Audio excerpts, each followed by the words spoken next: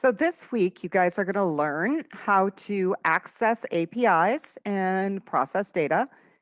You will learn about HTML5 local and session storage, and you will learn how to use HTML5 Canvas. Now, even though it's called HTML5 Canvas, the canvas itself is an HTML5 tag, but to put things on the canvas, you need to use JavaScript. You cannot use jQuery. Okay, it is JavaScript only. So you will be kind of working through a tutorial to create a little interactive game using Canvas. So you're going to go ahead and read the chapter in the book. And then you're going to work through the key concepts, and you'll notice the videos are split into 3 parts. First part is APIs, then we've got local and session storage, and finally, Canvas. And so as you go through the API information, I want to point out that most APIs do require that you get a developer account. Very few let you access data without a developer account. Now, the developer accounts are free, okay, but you are going to need to get an account.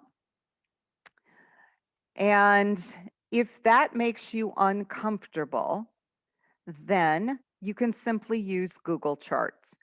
Google Charts does not require an account, and you can create a chart as part of your assignment. So I do have examples of sites that I use that were pretty simple to set up. Okay, so I've got the Open Weather Map API, the Marvel Comic API, NASA. So you can kind of look at those examples, and they are active examples. So this one basically is just retrieving the comics and kind of displaying information from that developer API. And this one will display something different every day. Okay, so this is retrieving the data directly from NASA. This one is interfacing with Open Weather Map. I have it set up for a default, so if they don't put in a zip, it's Traverse City. Otherwise, if they put in a zip,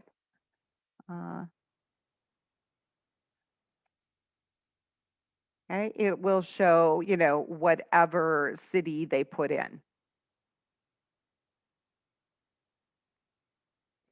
And then finally, there are lots of examples for Google Charts. And Google Charts is done in JavaScript, does not require a developer account. It is fairly easy to use. I have examples of how to do like a bar chart and a 3D pie chart. I also have a link to Tutorials Point that shows you how to do all sorts of other types of charts. Okay, so Google Font is an API we've been using all along, and this week you are going to be required to use an API. So it's going to be kind of your choice which one you want to use. HTML5 storage, you can store data in local storage or session storage. So this describes the difference between the two and how to store data each way. Then we get into HTML5 Canvas.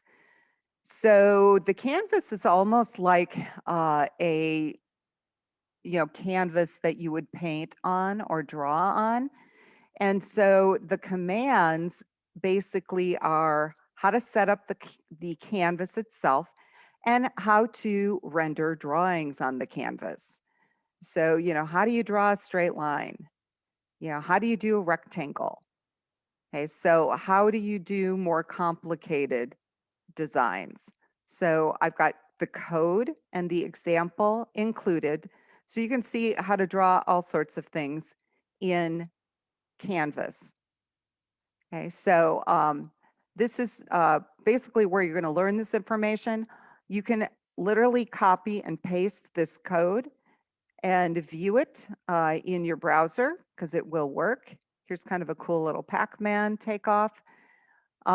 This shows you how to do text. You can actually do gradients.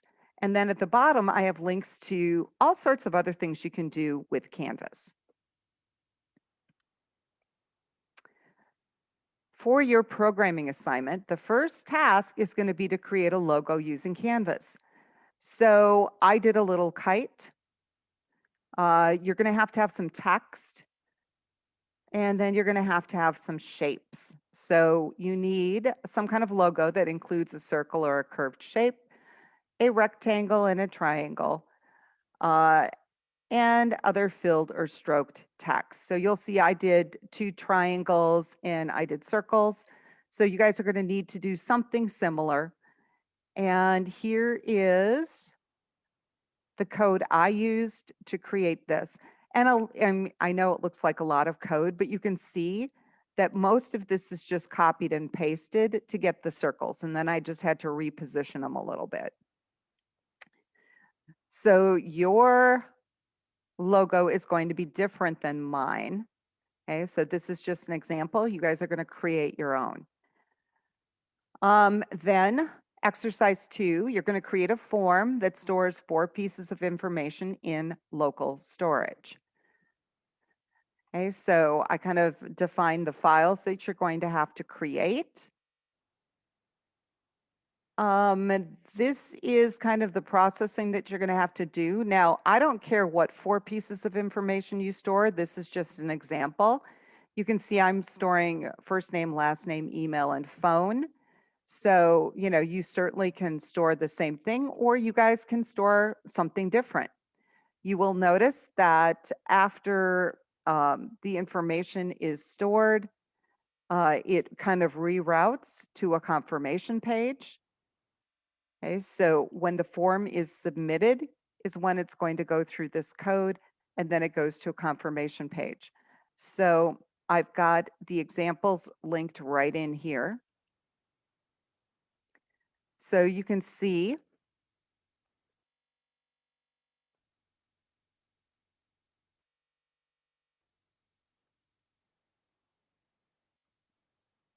and then I submit, and it has saved to local storage. And then to display this information, it is actually retrieving from local storage. Okay, so you'll have to do something similar. And then for exercise 3, you basically can take your local form, local JS and local confirm, copy them over to session, and then it's just a matter of changing the variables, right? So instead of, this is the confirmation page, but instead of local storage, now it's going to be session storage. So it's just a matter of remembering to change the local to session, and you'll have that exercise done. Then the last exercise is finding and using a simple API. So I'm kind of emphasizing simple. This is going to be your first time that you're accessing. Google Maps, you can use Google Maps. You can use any other API that you're interested in. A lot of students do choose Google Maps because they do not have to get a developer account. The only API you cannot use is Google Font. Okay, the rest of them are free game. So you need to retrieve data from the API and display something from the API on your page. Okay, so I have links to a couple different examples, and you guys are going to have to kind of come up with your own here. Then when you're done, you're going to transfer all of your pages to the web. As far as linking pages into the assignment page, you only really need to link the session form and the local form. I can see everything else by accessing those main pages. If you have a problem or you have a question about the assignment, let me know. Once you finish that assignment, you do need to either register for Certiport if you've never done it before, Or if you have an account, you need to log in and do a screenshot. So when you register, you do not need to give them a voucher because we have the vouchers. You just need to create an account. Send me a screenshot either of you logged in or of the login after you register. Upload that screenshot to the Dropbox and you'll get points for doing the exercise. As far as the term project goes, milestone 1 is due this week. And as a reminder, milestone 1 is the interface. Okay, it is not any of the completed games. Okay, so it's just your interface. You also are going to need the showcase. And so this is for you to do kind of a show and tell with your classmates. In the showcase, you are going to kind of demo your interface and you're going to create a slideshow that addresses these talking points. And I would probably put each one of them on a separate slide. So you're going to demo your site, you're going to play the slideshow and talk about the design, interactive features, the layout you chose, the color scheme, why you designed the menus the way that you did, any coding issues you encountered, how you overcame those, okay, all of that type of information. The demo and the talking points with the slideshow need to be done in a video. And you are going to upload the video to the showcase discussion. Now, the video should be like an MP4 because you will be able to add that to the discussion. I don't care what video creation software you use. You certainly can use Zoom, which is what I use for all of my videos. And if you are not familiar with Zoom, I'd be happy to help you with it. I do have a link to what the video should look like. And here is a breakdown of what you get points for. So for the showcase, you're going to demo your site. You're going to go through your PowerPoint and talk, and these are your talking points that you should address in the PowerPoint. Okay, then you are going to upload your video to this discussion forum. So again, I am summarizing the talking points. I actually don't need the slideshow, okay? I need your video because the video is going to have your demo and you're also going to play your slideshow. So I can see the slideshow in the video itself. So what you need to do is add a new discussion topic, okay? And you can call it term project or whatever you want. And then you'll click on the arrow. And this is the button to insert video. You go to the video tab, you're going to browse, you're going to have to upload.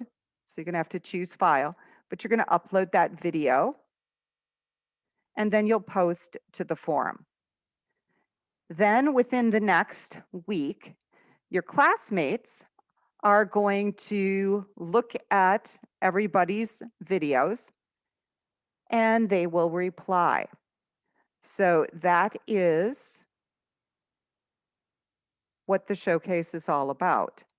So in the response, I like people to be positive. So when you reply, say what you liked about the videos.